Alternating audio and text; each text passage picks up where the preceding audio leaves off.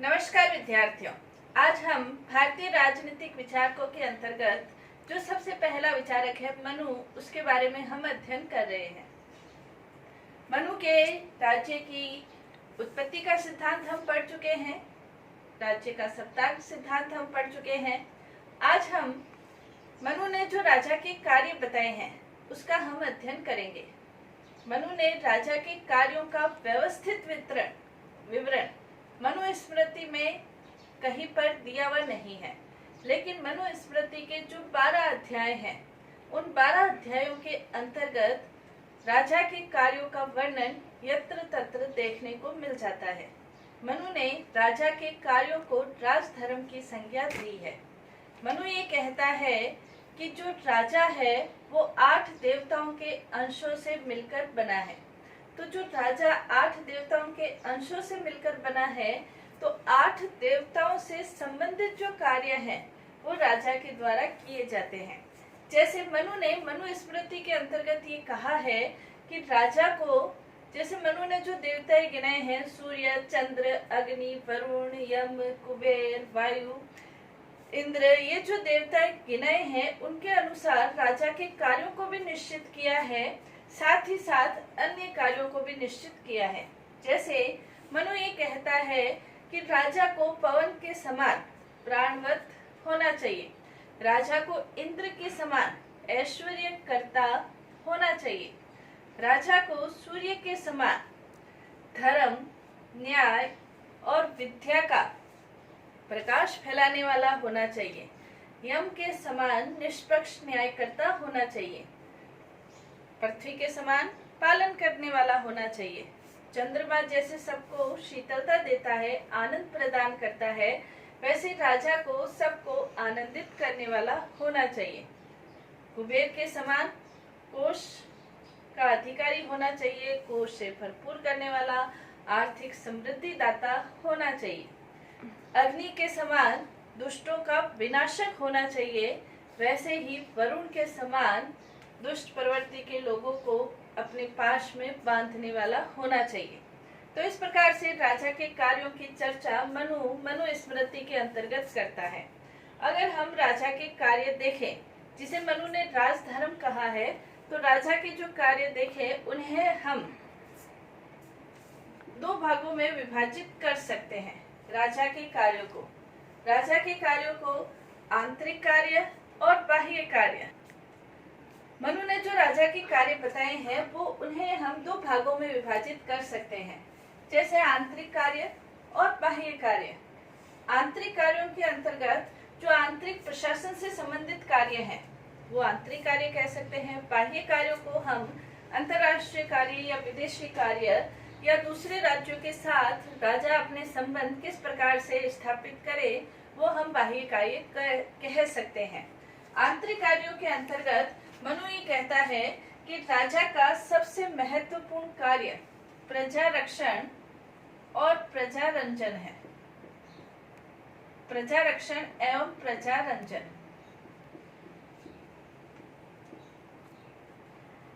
प्रजा की रक्षा करना राजा का सबसे महत्वपूर्ण कार्य है, और साथ ही प्रजा रंजन यानी कि प्रजा का कल्याण करना, ये भी राजा का सबसे महत्वपूर्ण कार्य है। प्रजा की रक्षा करना राजा का महत्वपूर्ण कार्य है। मनु ये कहता है कि राजा को आपराधिक प्रवृत्ति के लोगों से प्रजा की रक्षा अवश्य ही करनी चाहिए। राज्य के अंतर्गत आपराधिक प्रवृत्ति के जो लोग हैं, जैसे चोर है, डाकू है, लुटेरे हैं, या सामाजिक व्यवस्था को भंग करने वाले लोग हैं, राजा के विरुद्ध भड़काने वाले लोग हैं, ऐसे लोगों से प्रजा की रक्षा राजा को अवश्य ही करनी चाहिए। राज्य में चोरों से भी प्रजा की रक्षा करनी चाहिए। तो उसके लिए मनु ये कहता है कि जिस राज्य में एक बार भी चोरी नहीं हुई हो वो राजा स्वर्ग को जाता है, और जो राज्य चोरों से आक्रांत रहता है वो राजा नरकगामी बनता है। तो इसके विषय में मनु ये कहता है कि आपराधिक प्रवृत्ति के लोगों से प्रजा की रक्षा अवश्य करनी चाहिए। इसी के साथ प्रजा रंजन, या जिसे हम कह सकते हैं प्रजा की पालना करना, ये भी राजा का सबसे महत्वपूर्ण कार्य है। मनु ये कहता है कि राजा को प्रजा का पालन अपने पुत्र के समान करना चाहिए। प्रजा का कल्याण करने के लिए राजा को समय समय पर प्रजा की सहायता करनी चाहिए, प्रजा को दान देना चाहिए, और जो राज्य के अंतर्गत निर्बल व्यक्ति हैं उन निर्बल व्यक्तियों को सहायता प्रदान करनी चाहिए। साथ ही मनु ये कहता है कि राज्य में जो ब्राह्मण वर्ग के व्यक्ति हैं यानी कि वेद पाठी ब्राह्मण हैं, वो अपनी आजीविका की चिंता से मुक्त रहते हुए अपना चिंतन मनन करते रहे, इसकी व्यवस्था अवश्य ही राजा को करनी चाहिए। इसके विषय में मनु ये कहता है कि जिस राज्य में वेद पाठी ब्राह्मण भूख को प्राप्त होते हैं वो राज्य शीघ्र ही नष्ट हो जाता है। तो प्रजा पालन के लिए निर्बल असहाय व्यक्ति है उनकी भी रक्षा करनी चाहिए। और साथ ही मनु ये कहता है कि राज्य के अंतर्गत जो प्रजा है उनको आवश्यक वस्तुओं की जो सिद्धि है वो प्राप्त होती रहनी चाहिए। आवश्यक वस्तुएं प्रजा पालन या प्रजा कल्याण अवश्य ही करना चाहिए। आवश्यक वस्तुओं की सप्लाई भरपाई होती रहे, इसकी व्यवस्था राजा को करनी चाहिए।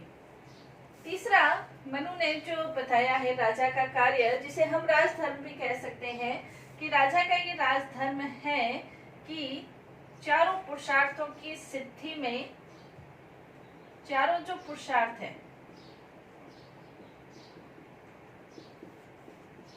सिद्धि में वो सहायक बने। चारों पुरुषार्थ कौन से हैं?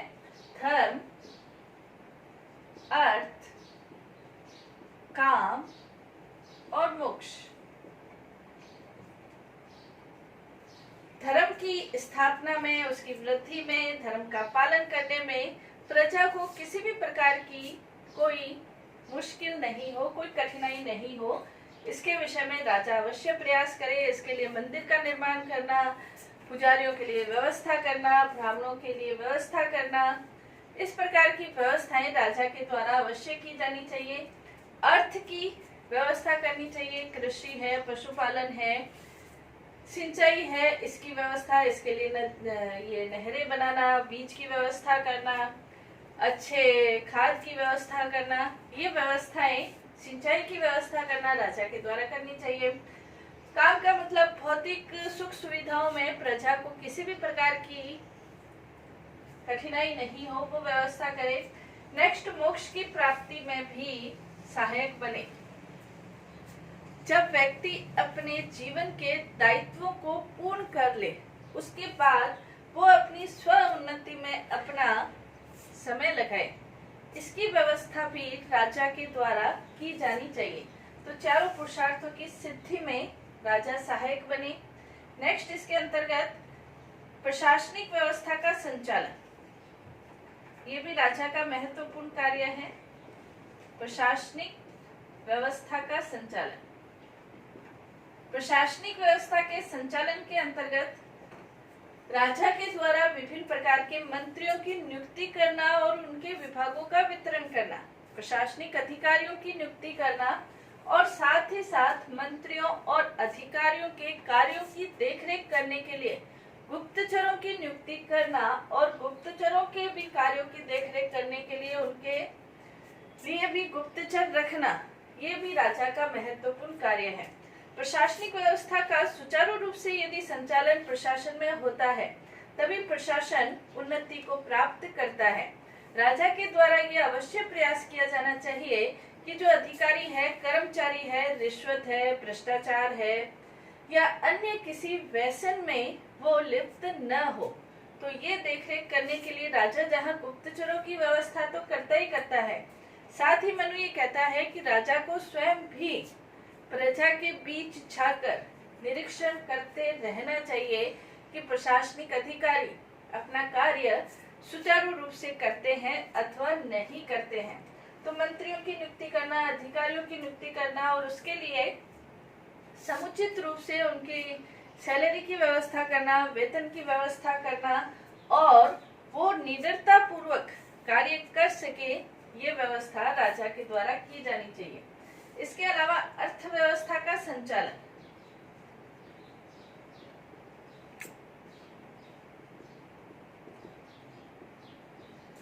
अर्थव्यवस्था के संचालन के लिए मनु ये कहता है कि जैसे कृषि है, अर्थव्यवस्था का जो आधार है, कृषि, पशुपालन और व्यापार,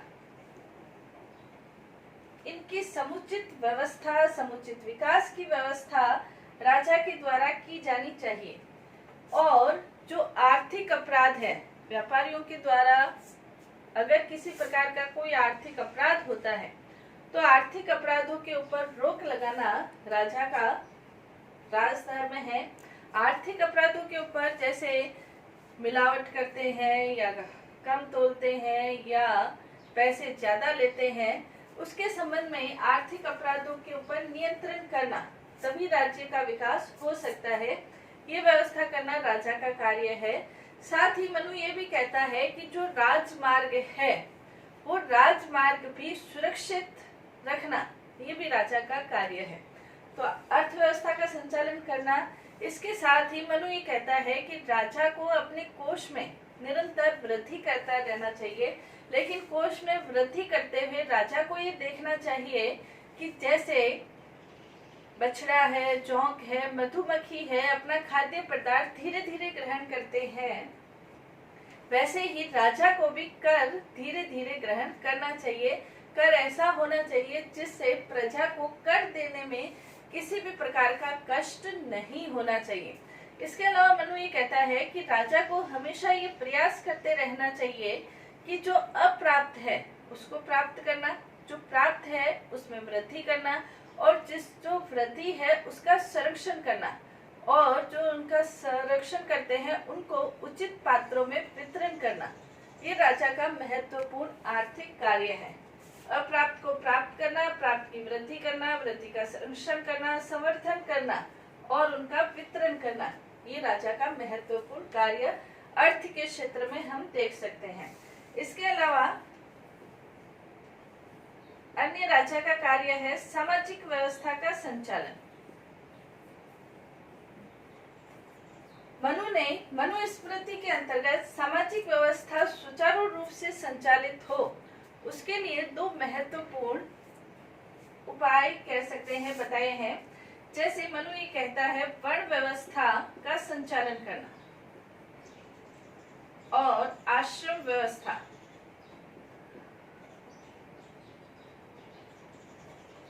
चार वर्ण निर्धारित किए हैं, ब्राह्मण, क्षत्रिय, वैश्य और शूद्र। ब्राह्मणों का अपना कर्तव्य है, क्षत्रियों का अपना कर्तव्य है, वैश्यों का अपना कर्तव्य है, शूद्रों का अपना कर्तव्य है। राजा का ये कार्य है कि समाज के अंदर सामाजिक व्यवस्था सुचारू रूप से संचालित होती रहे, सामाजिक व्यवस्था विकास की ओर अग्रसर हो। इसके लिए आवश्यक है कि सभी वर्ण वाले अपने अपने कर्तव्य जो निर्धारित किए हुए हैं उन कर्तव्यों का वो पालन करते हुए अपना सामाजिक जीवन व्यतीत करें। आश्रम व्यवस्था जैसे मानव जीवन को 100 वर्ष का मानकर मनु ने उसे 4 भागों में विभाजित किया है। 0 से 25 वर्ष ब्रह्मचर्य आश्रम, 25 से 50 वर्ष गृहस्थ आश्रम, 51 से 75 वर्ष वानप्रस्थ आश्रम और 76 से 100 वर्ष संन्यास आश्रम। इन 4 भागों में विभाजित किया है। तो प्रत्येक आश्रम के अपने अपने कर्तव्य निर्धारित हैं। इन आश्रमों के अनुसार व्यक्ति जब अपना जीवन व्यतीत करता है तो उन्हें चारों पुरुषार्थों की जो सिद्धि है, धर्म अर्थ काम मोक्ष, इन चारों पुरुषार्थों की सिद्धि स्वतः ही प्राप्त हो जाती है। तो प्रत्येक वर्ण अपना कार्य करे और प्रत्येक आश्रम के अनुसार व्यक्ति अपना व्यक्तिगत जीवन व्यतीत करे, ये देखना भी राजा का कार्य है। तो सामाजिक व्यवस्था का संचालन करना। इसके अलावा मनुस्मृति में 16 संस्कारों का भी वर्णन किया गया है। जन्म से लेकर अंतिम संस्कार तक 16 संस्कारों का वर्णन है।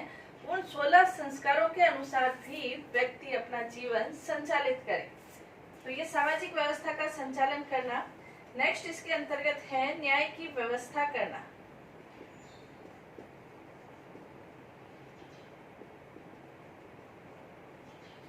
मनु ये कहता है कि राजा का सबसे महत्वपूर्ण कार्य न्याय की व्यवस्था करना है, क्योंकि जब राजा नहीं था उस समय मत्स्य न्याय की जो स्थिति थी, उस मत्स्य न्याय की स्थिति से, अराजकता की स्थिति से छुटकारा पाने के लिए ही ईश्वर के द्वारा राजा की उत्पत्ति की गई है।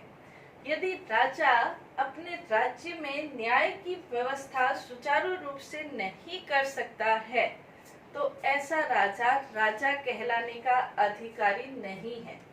मनु ने मनुस्मृति में ये भी लिखा है कि यदि राजा निरपराधी व्यक्ति को दंड दे देता है और अपराधी व्यक्ति को छोड़ देता है तो उसके पाप का 1/4 25% राजा के कार्यों में भी होता है, गिना जाता है। राज्य में न्याय की व्यवस्था करना भी राजा का महत्वपूर्ण कार्य है। राजा को यम के समान निष्पक्ष रहकर प्रिय अप्रिय के भेद को मिटाकर निष्पक्ष रूप से न्याय की व्यवस्था करनी चाहिए। मनु ये कहता है, जिस राज्य में सरल, सुलभ और शीघ्र न्याय नहीं मिलता है वो राज्य नष्ट हो जाता है और राजा भी नष्ट हो जाता है। इसलिए न्याय की व्यवस्था सुचारू रूप से करना राज्य का महत्वपूर्ण कार्य है। ये राज्य के आंतरिक कार्यों के अंतर्गत हम देख सकते हैं। नेक्स्ट, बाह्य कार्य, जिसके अंतर्गत मनु ये कहता है बाह्य कार्यों के अंतर्गत वैदेशिक नीति का संचालन या दूसरे राज्यों के साथ राजा अपने संबंधों का संचालन किस प्रकार से करे, तो उसके अंतर्गत मनु ने 3 महत्वपूर्ण उपाय बताए हैं, 3 महत्वपूर्ण कर्तव्य बताए हैं। पहला है उपाय, दूसरे राज्यों के साथ अंतर्राष्ट्रीय राजनीति के अंतर्गत राजा को अपने संबंध निभाते हुए 4 प्रकार के उपायों के अनुसार अपने संबंध निभाने चाहिए। जैसे मनु ने कहा है, साम, दाम, दंड और भेद, इसके आधार पर करने चाहिए। मंडल सिद्धांत के अंतर्गत मनु ने 12 राज्यों का एक मंडल निर्धारित किया है, समूह निर्धारित किया है, जिसमें बीजिगिशु जो राज्य है वो केंद्र में राज्य है, उसके पड़ोस में अरि राज्य है, उसके पास में मित्र राज्य है। इस प्रकार के 12 राज्यों का एक मंडल या समूह है। यानी कि राजा को उस मंडल सिद्धांत के आधार पर ये देखना चाहिए कि कौन से राजा के साथ मित्रता की जा सकती है और कौन सा राजा शत्रुता कर सकता है, तो उस आधार पर अपने अंतर्राष्ट्रीय संबंध निर्धारित करने चाहिए। छाटगुणीय नीति का मतलब 6 लक्षणों वाली नीति। 6 लक्षणों वाली नीति यानी कि संधि, विग्रह, यान, आसन, संशय और द्वैधिभाव, ये जो 6 लक्षण है, इन 6 लक्षणों के आधार पर मनु ये कहता है कि राजा को जिस राज्य से संधि करनी है, संधि करनी चाहिए। विग्रह का यहाँ पे अर्थ युद्ध है। तो अंतर्राष्ट्रीय राजनीति में दूसरे राजाओं के साथ इन लक्षणों के आधार पर अपने अंतर्राष्ट्रीय संबंधों को संचालित करना चाहिए। मनु ये कहता है कि अंतर्राष्ट्रीय राजनीति के अंतर्गत राजा को, वो पशुओं का उदाहरण देते हुए कहता है कि राजा को युद्ध करते समय अवश्य ही सिंह की शक्ति के साथ दूसरे राजाओं के साथ युद्ध करना चाहिए।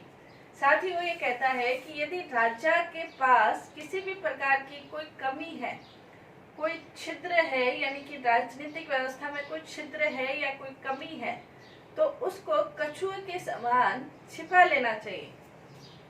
साथ ही मनु ये भी कहता है कि यदि कभी ऐसा हो जाए कि राजा के प्राण संकट में हो, तो राजा को खरगोश के समान, शशांक के समान राजा को वहां से भाग जाना चाहिए।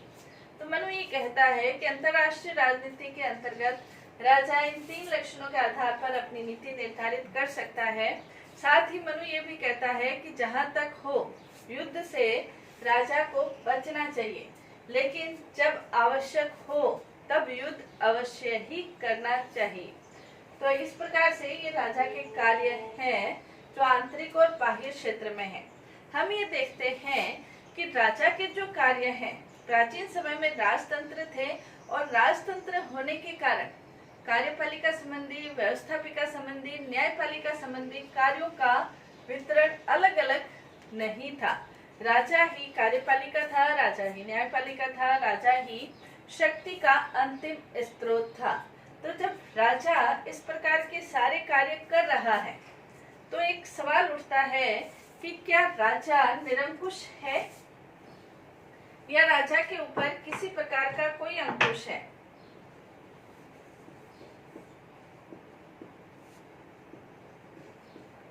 मनुस्मृति में भी जो राजा के कार्य निर्धारित किए हैं तो उसमें भी ये क्वेश्चन उठता है कि क्या राजा निरंकुश है। तो मनुस्मृति का अध्ययन करने पर इस बात का अवश्य ही पता चलता है कि राजा निरंकुश नहीं है।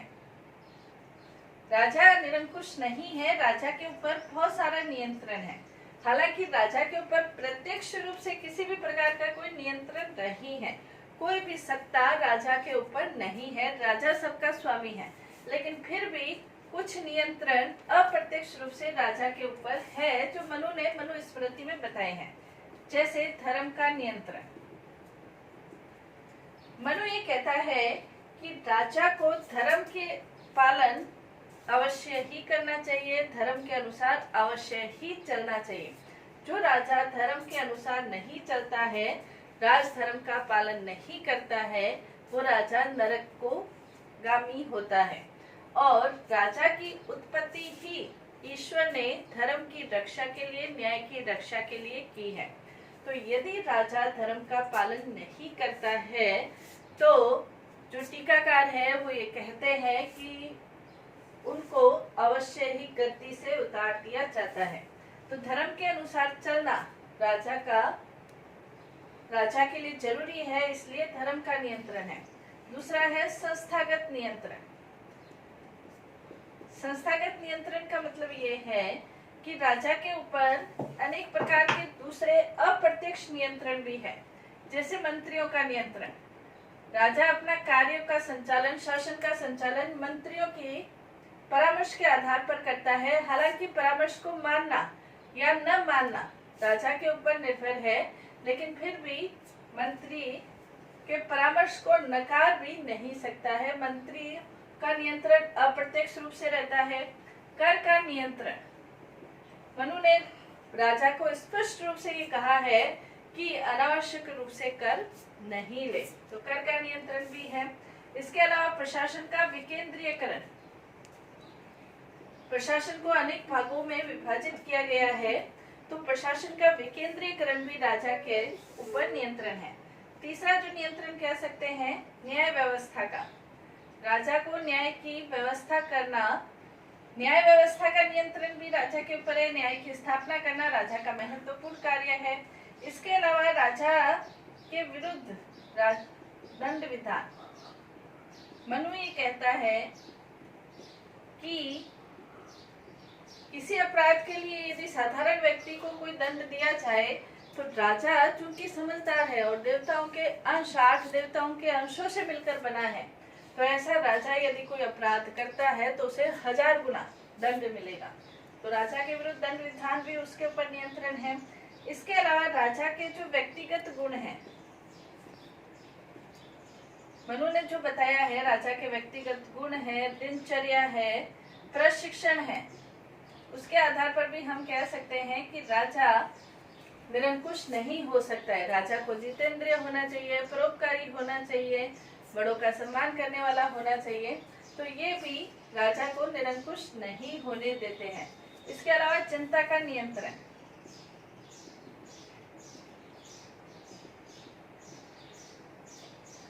एक विद्वान है, इतिहासकार है जो सोलेटर, वो ये कहते हैं कि राजा को ये समझना चाहिए कि यदि वो प्रजा के विरुद्ध, प्रजा के ऊपर निरंकुशता पूर्वक शासन करता है तो प्रजा अवश्य ही राजा को गद्दी से उतार सकती है।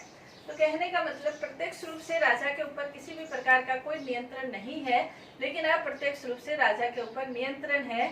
जो राजा गुणी है और उसका एक प्रशिक्षण है और दिनचर्या उसके अनुसार चलती है, तो उसके अनुसार राजा अपना जो राजधर्म है वो सुचारू रूप से संचालित करता है, निरंकुश रूप से वो कार्य नहीं करता है। तो ये राजा के विभिन्न प्रकार के सामाजिक, आर्थिक, राजनीतिक विभिन्न प्रकार के कार्य थे जिन्हें मनु राजधर्म भी कहता है।